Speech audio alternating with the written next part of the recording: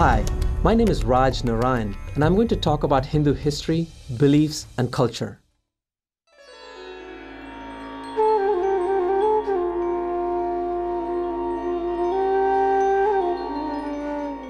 Hinduism is the oldest living religion in the world and the third largest. More than 1 billion Hindus live in 150 different countries, mostly in India. The United States alone is home to over 2 million Hindus. Origins of Hinduism.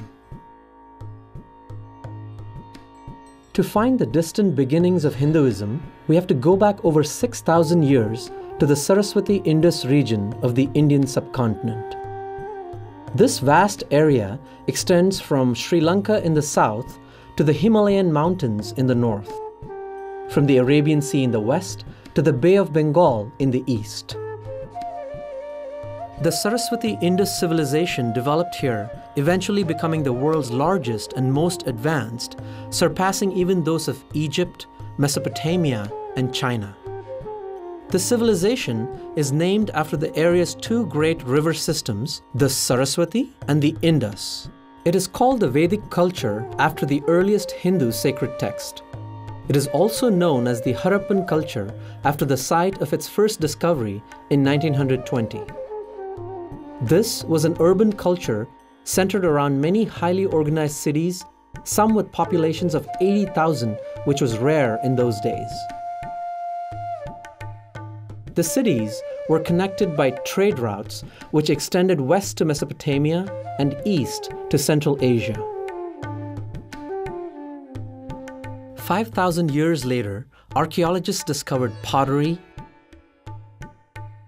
seals, statues, beads, jewelry, tools, toys, miniature carts, and dice, all of which hint at what life was like at the source of the civilization that has evolved into modern-day India. The flat stone seals have writing on them and images of deities, ceremonies, symbols, people, plants, and animals. Even though writing was widespread among the people, we have not deciphered it yet. From these artifacts, we learn that certain religious and cultural practices were identical to those followed by Hindus today. One seal shows a meditating figure that scholars link to Lord Shiva, while others show the lotus posture used today in Hatha Yoga. Other discoveries connect the far past with today, including swastikas, statues of the Mother Goddess, worship of the Shiva Lingam, fire altars that show the ceremonial practice of Vedic people who are also known as Aryans, sacred baths, priests, sacred animals, and symbolism in the performing arts. You must be familiar with the traditional greeting, Namaste. Here is a small clay statue portraying the same. And this statue shows a woman with red powder in the part of her hair. Married women even today observe this same custom. As the Saraswati-Indus culture declined when the river dried up around 2000 BCE, many people migrated to more fertile places in eastern and central India, especially along the river Ganga and also beyond the subcontinent.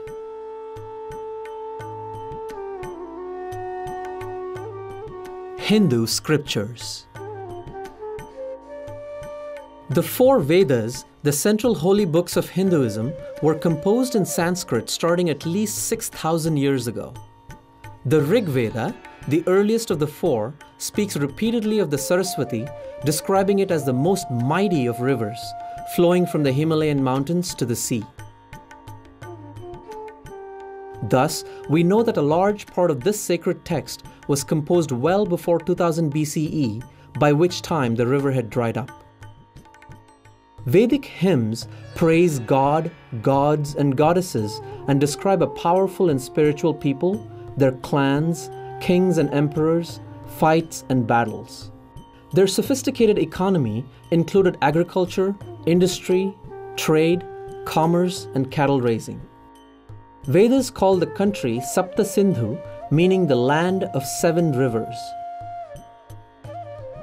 The words Hindu and India both come from the Sanskrit word Sindhu, which means river. These Vedic hymns describe a form of fire worship, yajna, performed around a specially built altar. Archaeologists have unearthed such altars in several Saraswati Indus cities. Hindus still perform fire worship in this form. Originally, these thousands of hymns were not written down but memorized. Even today, there are priests who can chant from memory as many as 10,500 verses, which takes 50 hours.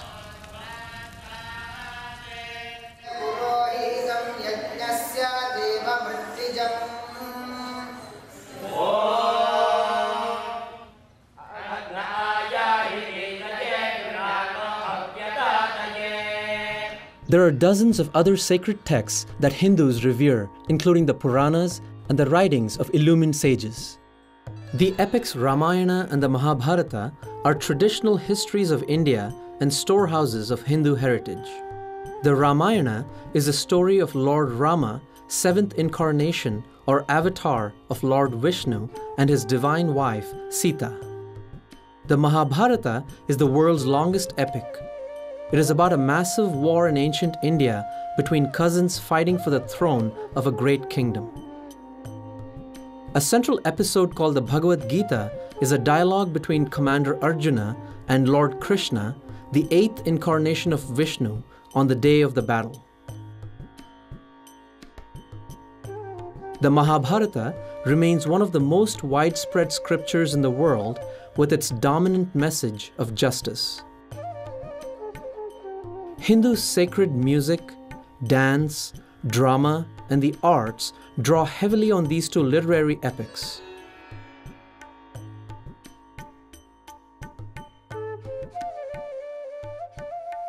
The Hindu society. By 600 BCE, the social, religious, and philosophical ideas and practices central to Hinduism today were fully evident, having emerged from the Indus-Saraswati culture, the Vedas, Dravidian culture, and the tribal religions. A distinctive feature of society was the Varna or class system. People were classified into groups with specific occupations. Parents taught their skills to their children from a young age, providing a strong grounding in their profession or trade. These groups eventually became hereditary. Priests, warriors, merchants, and workers, including craftsmen and farmers. However, this class system did not include the various forest tribes. It also did not include small communities considered untouchable because their occupations were unclean, such as the cremation ground chandalas, scavengers, and leather workers. This system gave identity to the kinship groups and gave all citizens a sense of belonging, greater social order, and stability. The socially cohesive contributions of caste continue to play a key role in economic, social, and political life, most visibly in marriages and elections. Life in ancient times was hard work for both men and women. Women were responsible for running the household, while men for looking after their craft, farm, and family security. In general, women participated equally in religious ceremonies, festivities, and social relationships. Some of the foremost religious and political leaders in India's history have been women. Some even composed Vedic hymns. The period from 1000 BCE through the Gupta period, ending in the mid-6th century CE, was a time of great scientific and mathematical advancement. Hindus developed the counting system we use today, including the mathematical concepts of zero and decimals. Indian astronomers knew that the Earth orbits the Sun, and they calculated the length of a year with amazing precision. Medicine was so advanced that doctors were performing complex surgeries not equaled in Europe until the 18th century. India was the foremost supplier of steel to the world. In 400 CE, its foundries created an iron pillar which even stands today and has never rusted. Modern science cannot equal this feat. For thousands of years, India has been home to 1/4 of the human family. It has been honored as a nation of wealth and wisdom, and, of course, it is famous today as the world's largest democracy.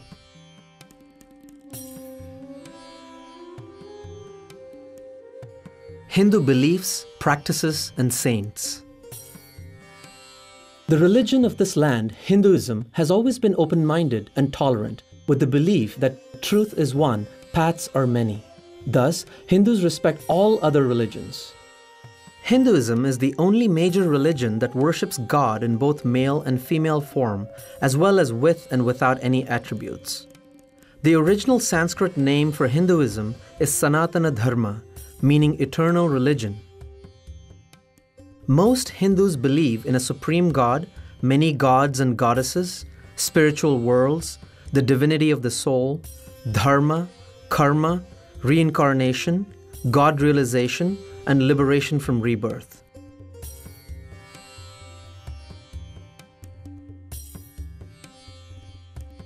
The Supreme God is known by various names depending on region and denomination. Brahman, Bhagavan, Shiva, Shakti, Vishnu, and more. He/she is all-powerful, all-knowing, all-loving, eminent, that is, present in all things, and transcendent, beyond them as well. God exists within each person as Atman, the divine soul. God realization describes the experience of the divine within oneself. This profound encounter with God is regarded as the ultimate goal of life. Hindus teach that every human being can know God personally. Hindus also worship other divinities. Each divinity has distinct powers and areas of responsibility. For example, Lord Ganesha is the remover of obstacles, Saraswati is the goddess of knowledge, and Hanuman is the god of service and devotion. Each Hindu freely chooses the deities he or she wishes to worship. Dharma is a cardinal concept in Hinduism. It includes righteousness, truth, sacred law, ethics, duty, justice, religion, and the laws of nature. Dharma means that which upholds. The dharmic principle of ahimsa or non-violence is important to this day. Mahatma Gandhi led India's independence in 1947 using non-violent means such as peaceful protests, boycotts, strikes, and speeches that aroused the nation to throw off British rule. He once said, "Non-violence is the greatest force at the disposal of mankind. It is mightier than the mightiest weapon of destruction devised by the ingenuity of man." In the 1950s, Martin Luther King Jr.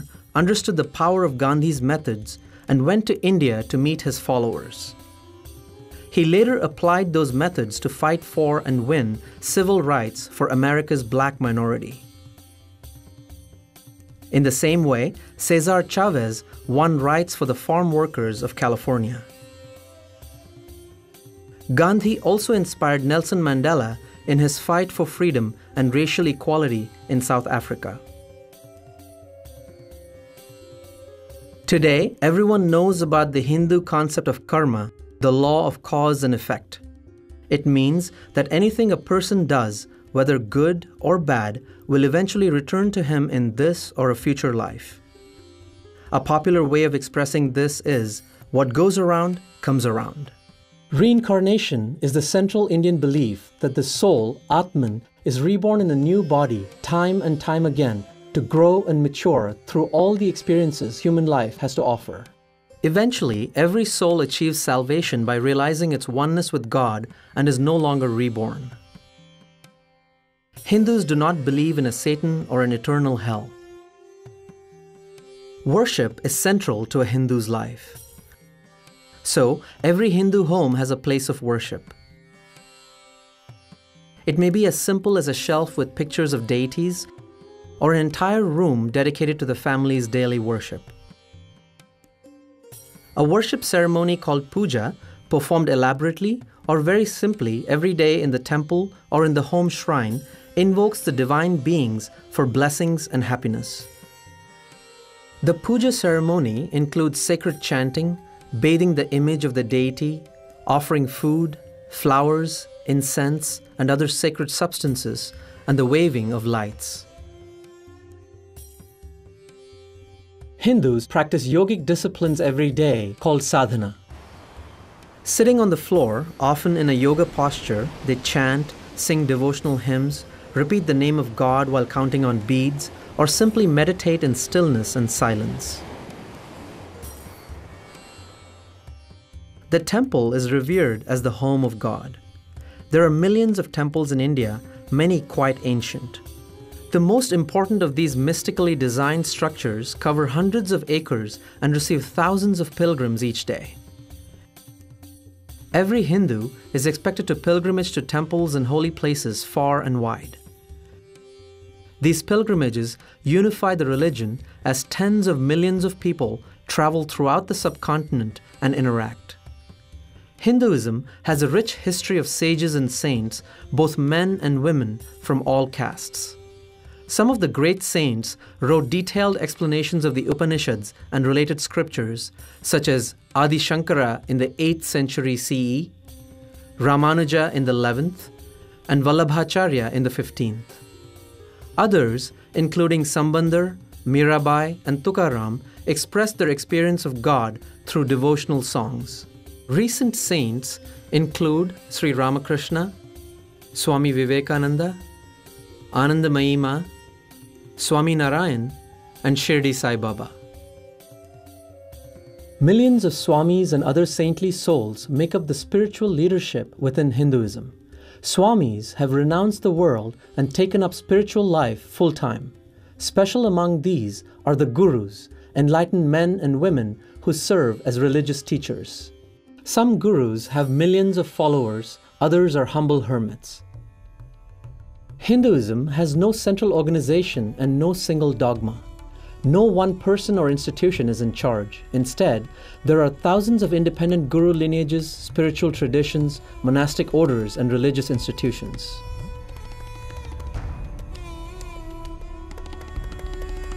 Hindu festivals. Hindus love festivals and enthusiastically celebrate many holy days each year.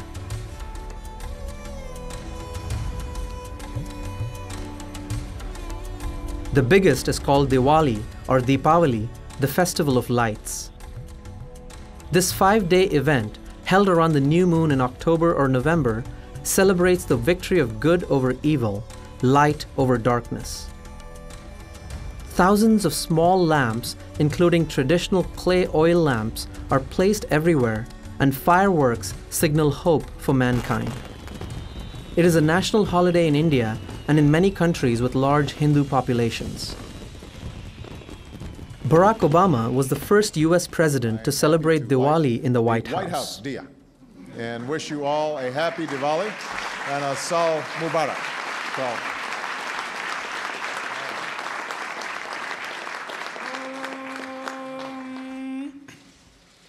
Asatoma Satkamaya Tamasoma Jyotirgamaya Mrityarma Amrutangamaya Shanti Shanti Shanti. Hari Om.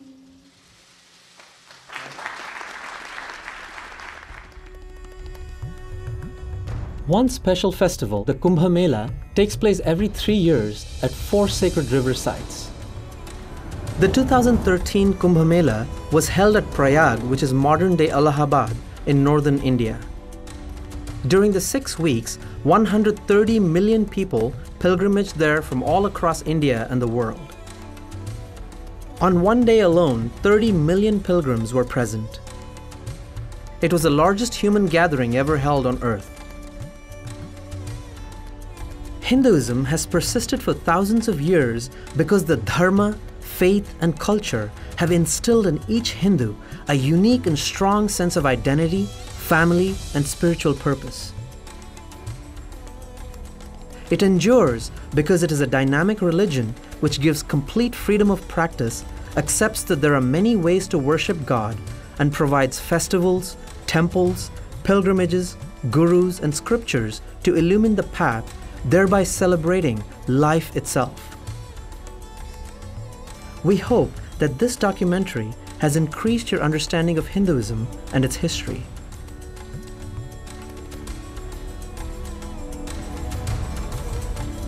Namaste.